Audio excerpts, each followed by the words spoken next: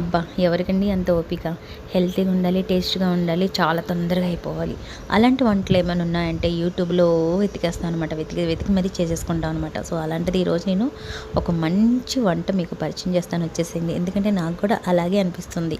తొందరగా అవ్వాలి, టేస్ట్‌గా ఉండాలి, ఈజీగా అయిపోవాలి కాబట్టి అన్ని పనులు. సో నేనైతే ఈరోజు చేసే ఈ వంట హెల్త్‌కి మంచిది, టేస్ట్ కూడా అలాగే ఉంటుంది. ఇంకెందుకు లేటు, వెళ్ళిపోదాం రండి. నేనైతే బాక్స్‌లో ఇలా కట్టేసుకున్నాను.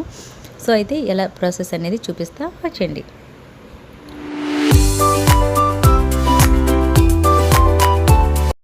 ఇక్కడ నేనైతే పెసరపప్పు, బీన్స్ అయితే తీసుకున్నానండి. సో బీన్స్ చాలా మంచిది హెల్త్‌కి. పెసరపప్పు కూడా చాలా కూల్‌గా ఉంటుందన్నమాట బాడీ. డైరెక్ట్‌గా పెసరపప్పు తీసుకుంటే కూడా అంత టేస్ట్‌గా ఉండదు. ఇలా నేను చెప్పినట్టు తీసుకుంటే చాలా బాగుంటుంది. అంతంత గంటల సేపు అయితే ఏం నానపెట్టక్కర్లేదండి. జస్ట్ ఒక 10 మినిట్స్ అయితే పెసరపప్పుని ఇలా కడిగేసి నానపెట్టేసుకొని పక్కన.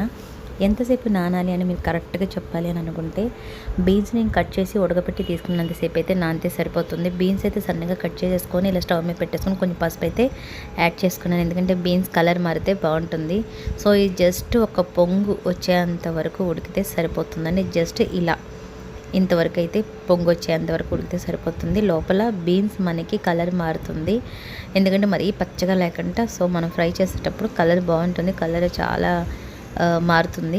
అయితే మొత్తం రెడీ చేసుకున్న తర్వాత స్టవ్ మీద బాండీ పెట్టేసుకొని, చిన్న బాండీ పెట్టుకున్నాను. ఎందుకంటే మన దగ్గర నాన్ స్టిక్ ఉంటే చాలా బెటర్గా ఉంటుంది, ఆయిల్ తక్కువ పీలుస్తుంది కాబట్టి. నా దగ్గర బాండీ చిన్నదే ఉంది, చిన్నదైతే పెట్టుకున్నాను. సో 2 స్పూన్లు ఆయిల్ అయితే యాడ్ చేసుకోండి. ఇక్కడ చూడండి, నేను ఆవాలు దాంట్లోనే సాయిపప్పుతోని ఇక్కడ అమ్ముతారనమాట.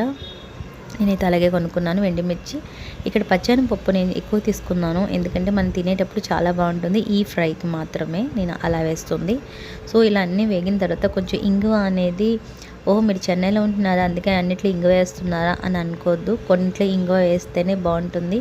నేను పెసరపప్పు వేస్తున్నాను కాబట్టి ఇంగువ అనేది యాడ్ చేసుకున్నాను. ఉడకపెట్టిన ఇక్కడ బీన్స్ ఉన్నాయి కదండి, ముక్కలుగా కట్ చేసి పెట్టుకున్నాం మనం. సో అది బాగా దీంట్లో వేసేసుకొని కొంచెం కలిపేసుకోవాలి. జస్ట్ ఒక 2 సెకండ్ తర్వాత మనం కొంచెం దీంట్లోని సాల్ట్ అనేది యాడ్ చేసుకుందాం. సాల్ట్ వేస్తే ముక్కకి పట్టేస్తుంది, అదే మన బీన్స్కి పట్టేస్తుంది అనమాట. సో తొందరగా కూడా ఉడికిపోతుంది. ఆల్మోస్ట్ కొంచెం ఉడికినట్టే. సో మనం ఇలా ఫ్రై చేసుకుందాం.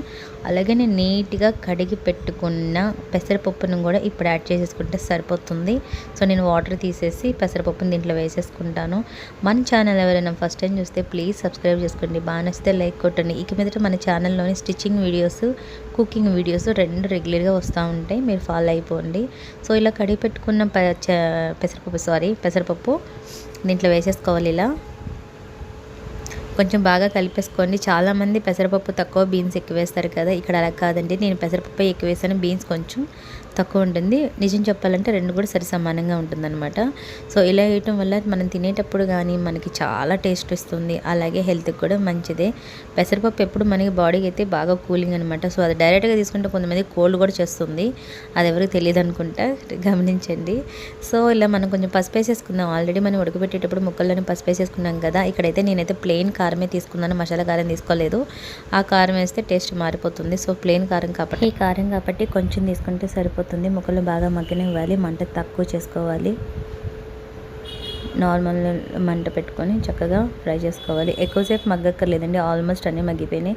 సో పెసరపప్పు కూడా మీకు ఇలాగే దీంట్లోనే బీన్స్తోనే మగ్గిపోతుంది. సపరేట్గా ఎక్కువ ఉడకబెట్టాలి లేదంటే ఎక్కువ నానబెట్టాలి అలా ఏమి ఉండదు. మన ఛానల్లో చాలా మంచి మంచి వంటలు వస్తాయి. చెన్నై వంటలు కూడా చాలా వస్తాయి, చాలా టేస్టీ వంటలు ఉన్నాయండి. సో నేను చాలా వంటలు మీకు పరిచయం చేస్తాను. మన ఛానల్ సబ్స్క్రైబ్ చేసుకోండి. ఈజీగా మీకు అర్థమయ్యేటట్టే ఉంటుంది. బ్యాచిలర్స్కి కానీ కొత్తగా నేర్చుకున్న వాళ్ళకి కూడా చాలా ఈజీగా అర్థమయ్యేటట్టే నేను వంటలు అయితే మీకు చెప్తాను.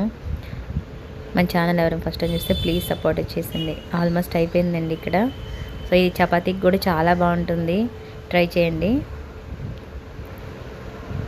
అంతే, చాలా ఈజీగా అయిపోయింది. Thank you so much, bye.